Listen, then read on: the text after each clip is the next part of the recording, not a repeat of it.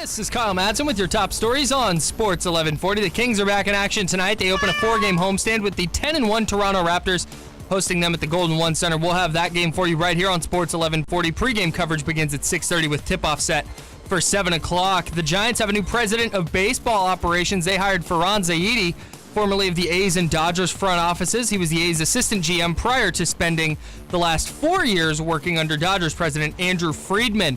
College basketball began last night. Number 1 Kansas beat number 10 Michigan State 92-87 at the State Farm Champions Classic. Then later in the evening, it was number 4 Duke all over number 2 Kentucky 118-84 behind 33 points from R.J. Barrett and 28 from Zion Williamson. And the college football playoff rankings got a shakeup. Alabama and Clemson are still the top 2 teams, but Notre Dame is number 3, and now Michigan is number 4. Oklahoma, LSU, Washington State, West Virginia, and Ohio State. Well, Georgia is number 5, and then those schools round out the top 10. Those are your top stories, and now back to the drive on Sports 1140 KHTK. Rise and shine, sleepyhead. I'm not letting you go to work today. Wait, what? Everybody, listen up. Welcome to The Drive. Morning, morning, morning. You're gonna talk. Get on the phone at 339-1140. Pretty awesome, huh? Jump in on our text line at 441140. Everyone is talking about it. You must know that. The Drive starts now. Muse is coming to the Golden One Center. I think March 7th. This isn't an official read. It's just this is the song we play. I obviously have an affinity for the band Muse. I'm going. Kyle wants to know if you can get tickets to that. Yeah, absolutely. You go to goldenonecenter.com, Ticketmaster, or check the box office. Oh, so they're already on sale? I don't know. Oh, okay. I'm literally not doing a read. I just know they're coming. I know they're coming. This isn't a paid thing. This is not. Just Muse is coming to town. Happens to be at Golden One Center. I believe it's Thursday, March 7th, and I'm absolutely going. Yeah, of course, Kyle. Would love to be in the building with you. Not necessarily like together, but like you're in the building, I'm in the building. We wave from across the way. Hey, how you doing? That's fine. Thanks to Katie Christensen for joining us. Gosh, we miss her. We really do. If you can't tell, we very much love and miss Katie and are very happy for her. And congratulations to Kyle Madson for executing a wonderful, wonderful bit. And really perhaps the highlight for the 2-3 months we've been doing the video cast, and it came over the air as well, but getting a subliminal mom bit in and getting a gosh, Dave, that's a great question from Katie of all people. I don't know how you top that because the previous good question champion was without a doubt Luke Bourne. Luke Bourne, who is basically Einstein in basketball, saying good question. That's tremendous. And I was that's what got me my shoe deal.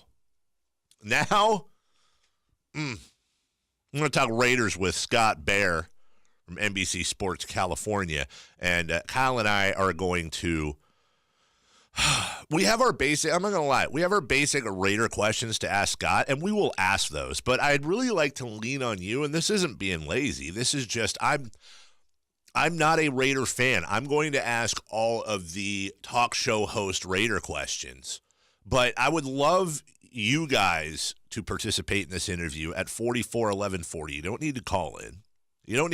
Just text it in, because I think at this point of the season, and I'll make that my first question for Scott Bair. I'll just tie all that into it as we bring him on right now. And Scott, as I was introducing you, I was saying, at this point of the season, you want to ask good, fascinating questions about the Raiders, but it becomes difficult because you just don't. There are some obvious ones, but then it's like, well, so Scott, are they tanking or not? They're not good, blah, blah, blah. Your thoughts, the draft. And I imagine, and we've talked about this before, it's more fun for a journalist. It's more fun for a play-by-play guy when the team is winning.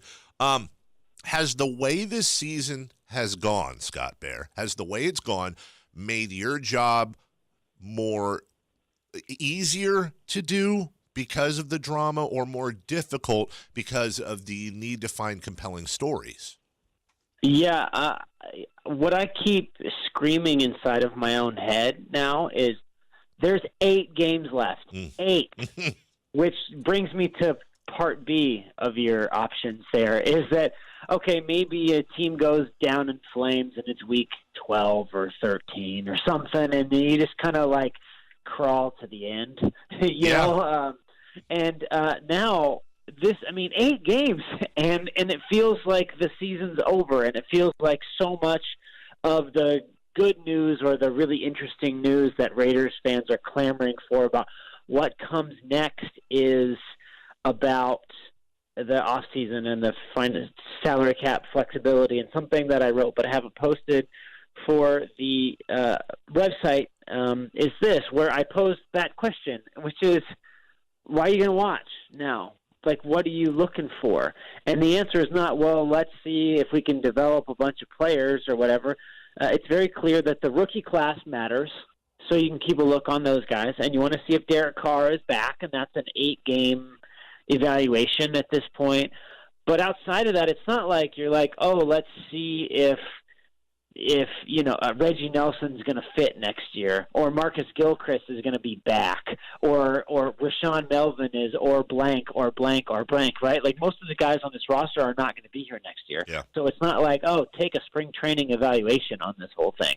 And I am curious, because it has been dumpster fire, and people do like watching stuff burn, is that, I think there's intrigue in, the trades and the Bruce Irvin thing and the Dominique Rodgers-Cromartie thing. But I think at some point, what scares me the most is at some point we're going to settle into a state of inertia here where it's just, slowly going into the abyss, counting our seconds until January.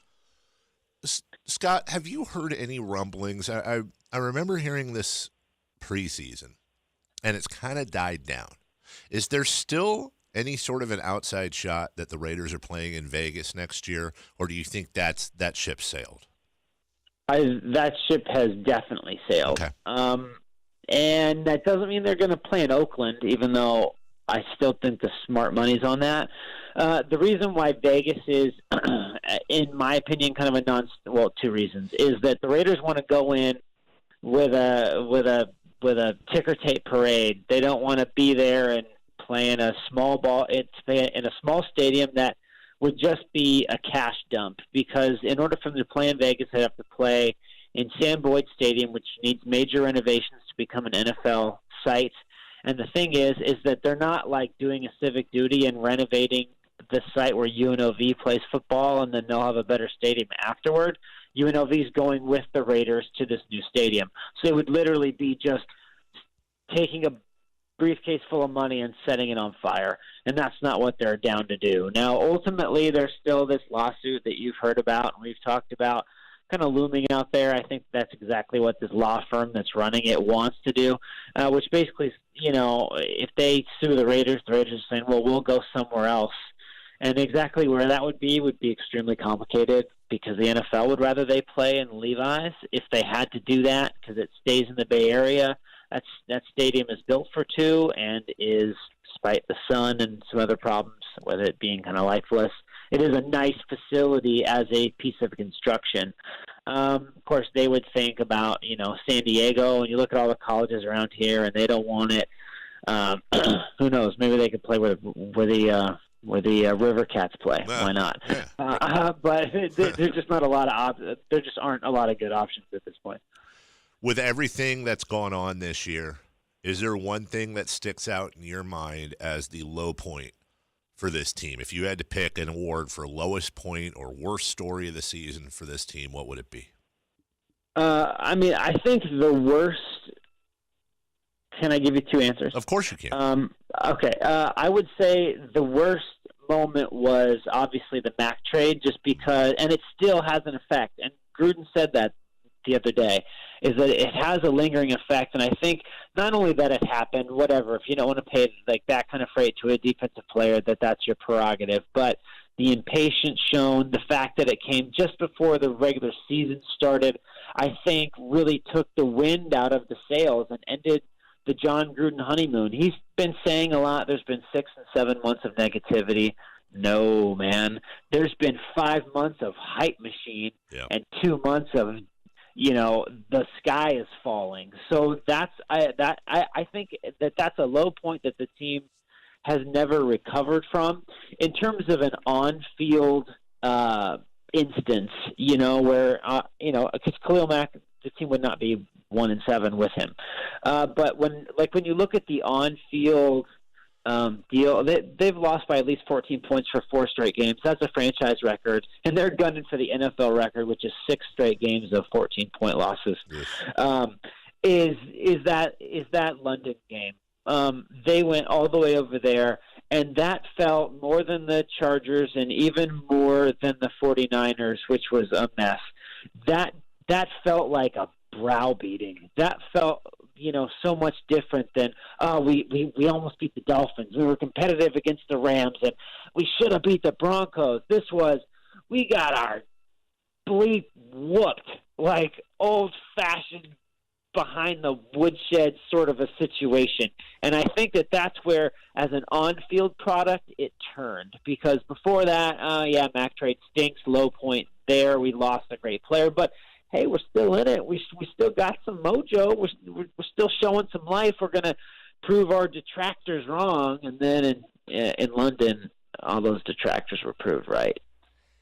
Scott, do you think the Raiders have quit on John Gruden? No, I think there's I can't answer in the middle. I think there's a cross-section of veterans who are not super into this anymore. And I think that this is one of those situations where I think there are a lot of professionals with pride in that room. I think there are a lot of rookies that are surprised at where they're at. And there's a lot of captains on this team that won't let this unit stop grinding during the week. And I think that's going to be the case, that they will go into every week trying to win and putting forth effort to win because there's pride involved. You only get so many chances and all the cliches like that. Here's where the issue lies, and here's where I hemmed and hawed when I answered the question, is I feel like, and I'm curious as we move forward, if this is still the case, because it absolutely happened against the 49ers, is whether you can knock them down with a feather. And what I mean by that is you get into a game, you've done all your prep, you're hyped, it's a new week, you feel rejuvenated, you go out there, you give up a touchdown in 4 plays, and then you go 3 and out, and then you're like, all right, that's it. And then it turns into 34-3 before you can blink. That's what I'm curious about, and that's where I think the quit on the coach or however you want to term it, that those types of things are where they come into it, especially because despite the fact that they're looking younger, they started with the league's oldest roster, and you can't cut everybody at this stage. Right. And ultimately, there's a lot of guys on this team that have no future here and are losing and are therefore not being able to put their best foot forward to get that next big contract that everybody wants, including me. Ultimately, that's where it comes down. So if fans are checking it out, if fans are listening on the radio, what kind of in-game fight do they have? That's what tells me a lot. I'm curious to get your thoughts on the John Gruden NFL Network interview where he said that, or maybe it was with Fox, whoever, where he said that he talks to players all the time who want to play for the Raiders. A, what do you make of that? And B, is that not just some light tampering going on there? I think it's pretty heavy tampering at this point. I mean, even if they're, if he's getting texts or calls or whatever, he was asked about that after the Niners game and essentially said, I'm actually staring at the transcript right now. I won't read it to you because that's not good radio, but I will paraphrase and say, that he tried to walk it back, and after 3 questions of him saying, well, yeah, I text people. Well, I see them after games, and they give me a hug, and they say, man, the Raiders are cool. And then it kind of gets down to it where they're like, I really just want fans to be excited about the Raiders, right? Like, about the future and things like that. And I think that that's kind of the crux of it. And it's weird maybe for John because for 9 years, nothing he said was scrutinized or questioned. When he was on in QB camp or on, NFL Monday Night Football, the guy's a great football analyst. But So you take that as, well, that's the guru saying what he sees. But now everything's under the microscope, and at times where I think he wants to say something for effect or because it sounds good on TV, and I think that he's very good at that, and that's fun for me. It does also get him in some trouble because he says things like that, and in his mind he's thinking, let's motivate the base. And what's happening is the league's going to look into me for tampering, right? Like that there's just little nuances that he's going to have to get used to. And the problem with him getting used to it is that he's going to probably become more generic and more, coach speaky and less fun in terms of quotes. And I don't want that. Scott Bair, NBC Sports California, with us. All right, then let me switch scripts here and ask you maybe a tougher question. What would you say through this point of the season has been the high point for the Oakland Raiders? Yeah. Carmichael Dave. Yeah. Okay. Yeah, buddy. I really have to contemplate that one. I would say, I would say the high point in the, oh my gosh. Okay. I'm going to have to get creative here. Yeah. Obviously that Browns game was fun. Mm-hmm. How about I just think completely outside the box Sure. here, right? They drafted Colt Miller 15 when Derwin James was on the board. For all those moments, that Gotcha. third day of the NFL draft, when I still think that he's good. By the way, I think he's a very good player. But I think, but again, outside the box. But you go back to day 3 of the draft, and they make some wheeling and dealing, and all of a sudden Maurice Hurst lands in their lap in the 5th round. And you see the video, and the coaches are so excited. Everybody's so excited. And, of course, the journalist in me is like, can this guy's heart survive an NFL season? That's a major concern. Ultimately, their medical people did the right thing, and they got what is probably their best player as a rookie, maybe even their defensive MVP if that's possible, in the 5th round, and he's a stand-up guy, and I think somebody that could be a team captain in the long run and somebody that you could point to and say, all right, they got that one right. Maybe they fell into it, but they got that one right. I think that is going to be a feel-good story of this season. And then, again, like I said, there's, for as much as John is saying, 7 months of negativity, no, man, there's 5 months of hype. There's, all kinds of talk about how exciting it was going to be with Gruden and Gunther and all these moves they were going to make. And, I think that all those types of things played into it. So there was a big honeymoon period. But ultimately, if I have to, that Hirsch thing that I came up with, that's me, like, literally taking a hammer and a chisel to the bottom of the barrel. Right. That's where that came from. Well, you did a great job, Scott Bair. The toughest question will be asked all year. And I asked, by the way, coming in here to this interview, I asked Raider fans. I said, hey, you have questions for Scott? Text them in because, like we opened the conversation with, it's tough finding angles. Javon has a question. Do you think we'll start seeing some of the younger guys play, like Nick Nelson and Jason Canova? Yeah, I think that is the case. We saw a smidge of that a little bit, and John's walking a delicate tightrope. The more he says, we're going to try to win each and every game, and we're going to put the best guys out there to win each and every game. And that's all well and good, but at some point, despite the fact that Leon Hall is playing pretty well, if Nick Nelson starts seeing a ton of snaps, then by golly, you're playing for the future and you're giving guys experience. So I would anticipate that more and more. There are times, though, where I think that should be extended. Look, I'm not at every practice, and every moment of every practice, parts of them are closed to the media. But so let's take a guy like Carl Joseph, for example, right? He's first-round draft pick, 2016. The Raiders have some problems with him making proper reads in the secondary, and for those reasons, I can understand why he's dropped down the depth chart a little bit. But here's the point where putting the best guys out there can really it just seems ridiculous, especially on defense, right? So they put Reggie Nelson out there. He's probably a year maybe past the point where, he should be a serviceable starter. I don't know. Raiders fans might say 3. But anyway, I think because he gets them lined up and he reads the defense well and he's a good motivator on the field and all that kind of stuff. But all those things that I said, those nice things that I said about him, still mean he's part of the worst defense in terms of yards per play in NFL history. Right? They're giving up 42 at the drop of a hat. So at one point you say, well, we're awful, but maybe we'll try to give Carl Joseph a 4-game run. Maybe we don't like him now, but maybe learn by doing will help him improve to the point where this talented person that we thought enough of to take in the first round, that we can see or get something from before we ultimately decide what to do with him in the future. I think they should go farther. Jason Kabinda takes, 17 snaps, right? Well, why not have him take more over Tyler Whitehead, who plays a lot, but is giving up, no joke, according to Pro Football Focus, a perfect passer rating in coverage, 158.3. Oh, God. I mean, right. So at some point you have to look at it and you say, well, yeah, the veteran presence helps here, and here. But let's say that we put the young guys in. Let's say that we put Nick Morrow in over Whitehead. Just see what you have, right? Well, how is it going to get any worse?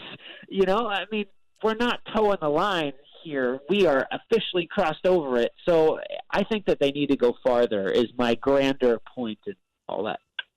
It's a great point you made, and boy, what we put you on the rack during this interview, buddy, and I appreciate your candor. We'll try to go easier as we recap the what I'm sure will be an amazing Chargers Raiders matchup this weekend. You can go to NBCSports.com, check out the California section where you have Scott Bair, who zeroes in on the 2019 NFL Draft, which may be the most interesting thing about the Raiders this year, along with all his other wonderful coverage of the silver and black. Scott, we appreciate you each and every week, and we'll talk to you next Wednesday. Yeah, they're in line for the number 1 pick, man, as long as they don't screw that up, too. Go Cardinals, I guess, in 2 weeks, right, if you're a Raider fan. I guess. All right, buddy. Thanks, guys. Take care. That's Scott Bair. We will we'll pause. We'll take a quick break, and after these words from Dr. Jack Friedlander in NorCal Lipo, we'll talk to Jason Anderson of the Sacramento Bee. We'll preview tonight's Kings-Raptors matchup, and I'll ask him about Bogdan Bogdanovic. Back in a couple. Sports 1140 KHTK.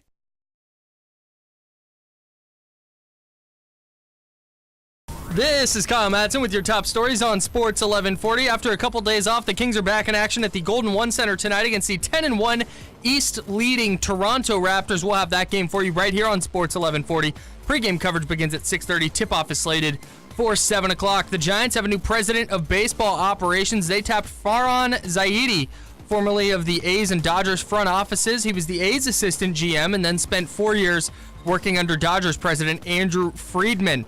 College basketball began last night with number 1 Kansas topping number 10 Michigan State 92-87.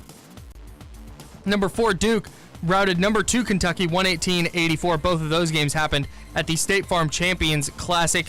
Freshman RJ Barrett had 33 points for Duke. Zion Williamson, another freshman, had 28 points for the Blue Devils. And we got a shakeup in the college football playoff rankings. Alabama and Clemson are still the top 2 teams, but Notre Dame slid up to number 3 after LSU. The previous number 3s lost to Alabama. Michigan took over at number 4. Georgia, Oklahoma, LSU, Washington State, West Virginia, and Ohio State round out the top 10. Those are your top stories, and now it's back to the drive on Sports 1140 KHTK. Here we go. The drive continues now.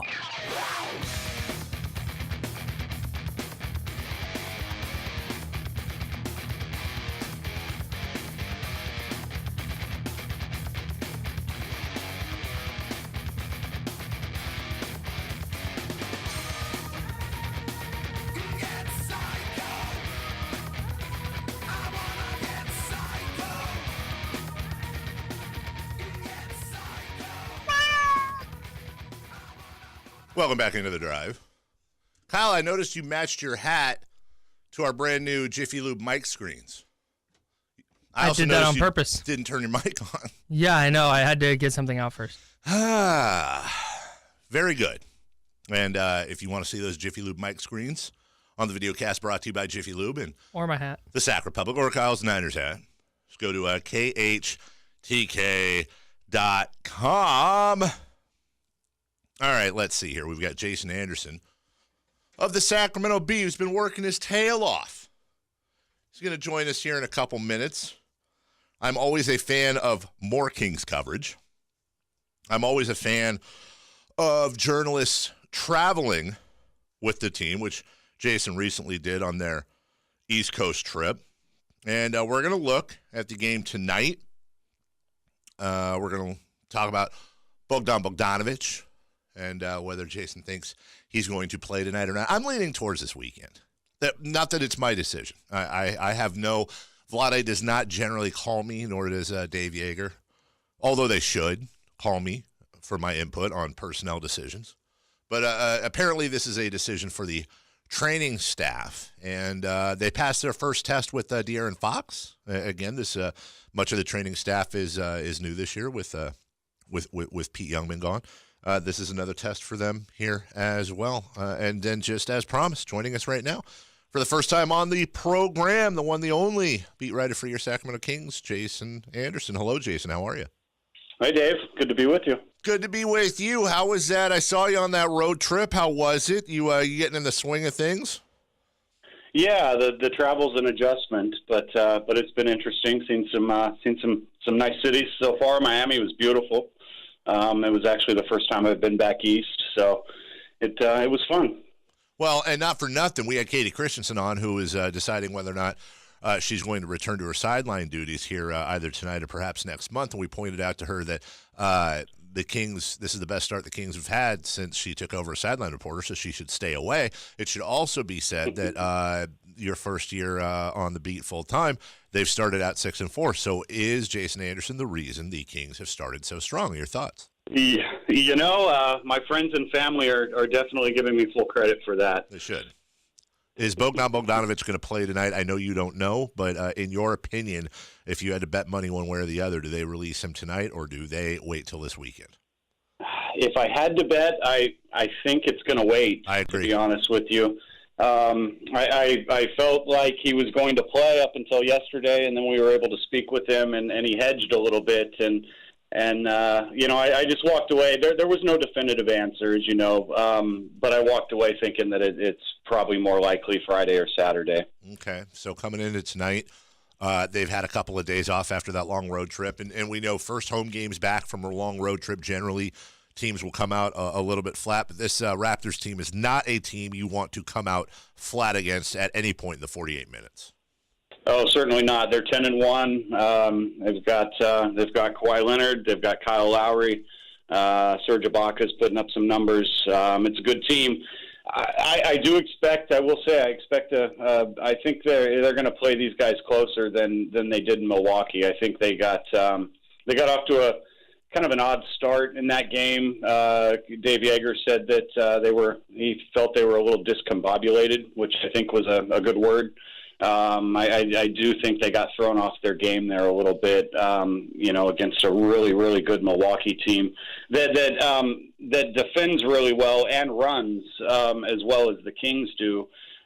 Toronto doesn't play at the same pace. They're right in the middle of the league in terms of pace, and the Kings are holding up at number 2 right now, I believe, still. And so I think they're going to get back to that game, and you know, and we'll see how effective it is. But I expect a closer game here tonight. If you had to guess, as Jason Anderson of the Bee joins us, if you had to guess, I feel like maybe not the obvious move, but the most likely is going to be a Fox-Healed, Bogey, Bielitsa, Willie lineup, and they might bring in Bogey off the bench to start. But once we get going, do you think it's that simple, or do you think we see Healed go to the bench possibly, Bagley come into the starting lineup, or do you see that as the likely starting 5?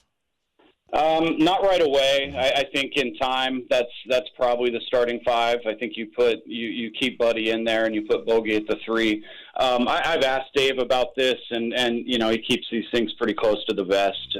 He's not telling us, but you know, I think at some point you have Bogey at the 3 and Buddy at the 2. But I think I think with Bogey coming off an injury, I think I think there's good reason to bring him along a little more slowly. He's talked about his conditioning being a little bit behind in terms of his conditioning, and so I think you get him up to speed, and you bring him off the bench to begin with, which I think actually helps them in the short term, because that bench needs some help. They need a playmaker. They need some firepower, some scoring, and I think he'll be able to provide that, and it'll give Dave and his staff a chance to kind of see how that works. I do think in the end, though, they end up bringing him back into the starting lineup, but I don't see how you sit Buddy at this point. I think that was a big question going into the season. Is he ready to start? Is he still, best suited for a six-man role? But the way Buddy's playing, the way he's shooting the ball, the strides he's made in terms of his defense and his own playmaking ability, I think he's established himself as a legit starter, and I think you leave him there. Jason Anderson of the Bee joining us right now, and I'm sure you've been around Coach Yeager long enough, and I say this with love and affection to him, that he gets he always has fun when people tend to ask him about rotations and minute allocations. Yeah, he doesn't like to answer those questions, I've found. I keep asking. Good luck. But yeah, no, he doesn't like to tell you that. He won't tell you who's starting, who's so, and I understand. I think somebody asked him once, do you feel like there's a competitive advantage for you in not answering those questions? And he acknowledged that no, there's not really. He just, just not something not something he does. And we live with it. It's okay. I think he, and I don't want to put words in his mouth or thoughts in his head, but I think Coach understands the game a little bit with the media. And I always feel like he doesn't like to get boxed in. He doesn't like, and he doesn't like expectations to be too high. I think he's, we've seen this before. Lou Holtz was fantastic at it. Notre Dame would be playing, Middle Western Tennessee Valley State, and he'd talk all day about their defense, and it was a trap game, and then they go out and win 79-1. I feel like there's a little bit of that in Coach Yeager. He wants to keep expectations low. He's generally not quick to praise, and he does not like to get boxed in when it comes to personnel and minutes. Yeah, I think you're spot on. And in terms of the personnel and the minutes, if you change your mind, then you've got a controversy on your hands. Yep. And so I understand that, it makes sense on some level. You don't want to have to backtrack on things you say like that, and you're also right that I think he's trying to manage expectations for this team. I think, like all of us, he's still trying to figure out what he has here, and they've certainly looked great, and that can go one way or the other over the course of the season. But as fast and as fun as they've been, and as much as we think that they've kind of forged this new exciting identity, it's got to hold up over 82 games, and I think we need to wait and see if that happens. Bigger matchup. Notice I'm not saying more. Well, let me switch that. More important matchup for the Kings tonight. Notice I'm not saying bigger matchup, because I think the obvious one is Fox Lowry, and that might be the most important one for you, Jason. But is that more important, or to you is the Kawhi versus whoever the hell the Kings throw at him? Is that the one that's more important? That's a good question. I think I'd say the latter. I think you've got to, and I don't know if it matters who you throw at Kawhi. It'll probably be a combination of guys. I imagine Shumpert, Jackson, Buddy will probably all get some time trying to slow him down a little bit. I think the Fox Lowry matchup is a little bit of a wash. De'Aaron's a pretty good defender, and he's taken some pride in that, and so you might see him really working hard to try to stay in front of Lowry and slow him down some, and then that could be a factor if he's able to do it. But I think that matchup on the wing is maybe the most important. Jason, last thing for you. I'm a huge fan of Scott LaBar, and I know you work with him. I've known him for since I was 11. Ryan Lillis, though, just got to ask you, how difficult is it to work with someone that has that size ego? And does he actively try to thwart your efforts as a journalist? Yeah, these guys are brutal. Lillis and LeBar. LeBar walks around the newsroom with a bamboo stick and hits you with it if you misspell a word. Lillis just kind of floats around the room, being such a star. But he actually shows up at the office, though? Lillis actually still comes in on P Street? I have seen him there a number of times. Yes, that's confirmed. Wow. No, they're great. They're everyone there has been so great to me, and working for the Bee, having grown up in Sacramento, is kind of a dream come true for me to be back after working there as a little minion about 20 years ago as a part timer. But they've all been wonderful. They're just great people, and I had my first opportunity to see behind the curtain on an election day yesterday, and there's no better measure of a news organization than the way it handles election day. And so, having seen that last night, it was awfully impressive how they all work together to cover all the angles. It's a great staff, some really, really talented journalists who are working hard every day to serve our readers. You're correct on the newsroom election thing. That is exactly when you can tell what type of a newsroom it is. But I think more importantly, and I understand you're new to that part of the world, but Jason, what was the food layout? We're talking pizza? Were there multiple pizzas? There had to be food there, obviously. Yeah, lots of pizza. Plenty of pizza, Good. some salad for those who like to salad. Dabble in a little salad. Yeah, I know. Yeah. I went with the pepperoni and sausage. It was it's great. It's always election day. It's kind of funny though. One of the jokes in the news business has always been that every day is election day in sports because everything we cover happens late. Yep. And, so you get an election where you get some late breaking results and everybody's got to cater the whole event for the newsroom. But, the sports guys will wander over and dip into the catered food. And so, yeah, it was great last night. I don't know where the pizza was from, but it was fantastic. Well, congratulations, Jason, and we look forward to hearing and talking to you throughout this season, and glad to see local kid made good. You're exactly right about Scott LeBar, Tony Bijak, Dale Kasler, and so many great people over there. But Ryan will stab you in the back. Let's just be clear. And if he ever gives you any crap, you just tell him that there's a street light that's out on L Street, and he better go cover something. Okay. I'll let him know. Right. Hey, do I get a Hoblet Dodge or some Fire Wings or anything for this appearance, kid? How does this work? I don't know. You look pretty fit in your profile pic, so I don't know if we can throw some NorCal Lipo out at you. But yeah, maybe we'll throw a Fire Wing. I'm always down for some Fire Wings. Let's go, Kyle. I know you love some Fire Wings. I'm in there. All right. That's all. Hey, anytime a guest shouts out the sponsors on the show, that's a couple added bonus points right there, Jason. Well done. We'll talk to you soon, my man.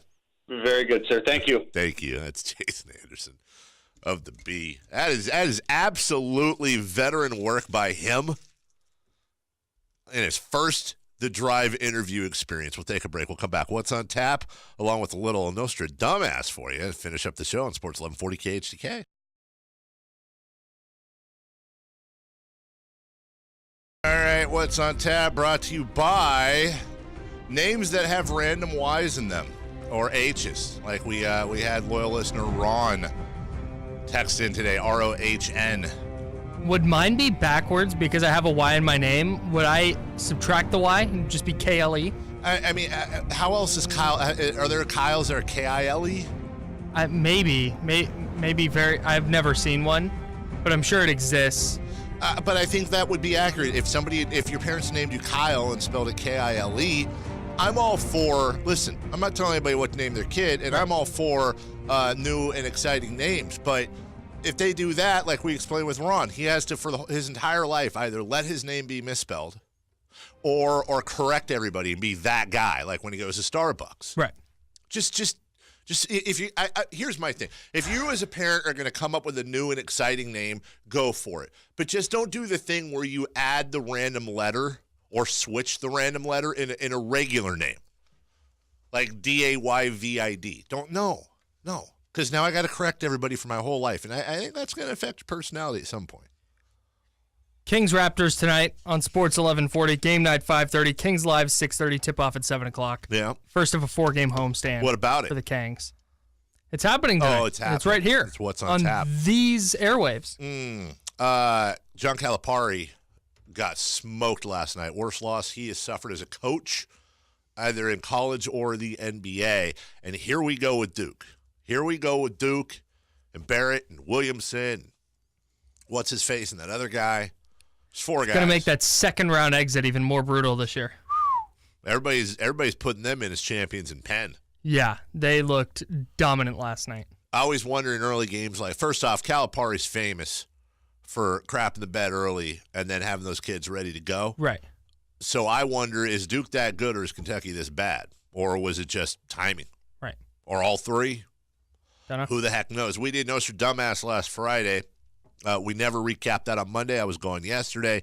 So here's Nostradumbass from last Friday. Remember, Raiders-Niners played, so we picked 3 games. The first one was Saints-Rams. Saints-Rams. Roll tape. Rams at Saints. The Rams favored by 1.5. This is the true matchup of the week. 8-0 Rams, 6-1 Saints. Saints have won 6 in a row. Rams, weirdly enough, have won 8 in a row. That's why, they're 8-0. All right, so here we go. This is a tough one to pick. Kyle, I'm gonna do it. You don't do I'm gonna do it. The New Orleans Saints hand the LA Rams their first loss. It's got to happen sometime, doesn't it? They're not going undefeated. Might as well be now. And I'm going to go with Vegas. This is going to be a very, very, very high-scoring game. I'm going to go with a thriller here, 38-35. Give me 3 Drew Brees touchdowns. Give me a couple of Alvin Kamara touchdowns, a Thomas touchdown in there as well. As far as the Rams go, Todd Gurley, 2 on the ground, 1 through the air. Spread a couple around. Give me a Brandon Cooks touchdown as well. But in the end, I have Drew Brees and the Saints winning this one. Really, really good. You get an A from me for that. Yeah. It's dynamite. It was off on the Gurley touchdowns, but Give me Saints. Give me Rams. I got the Rams winning. Give me Rams 41, Saints 38. Wow.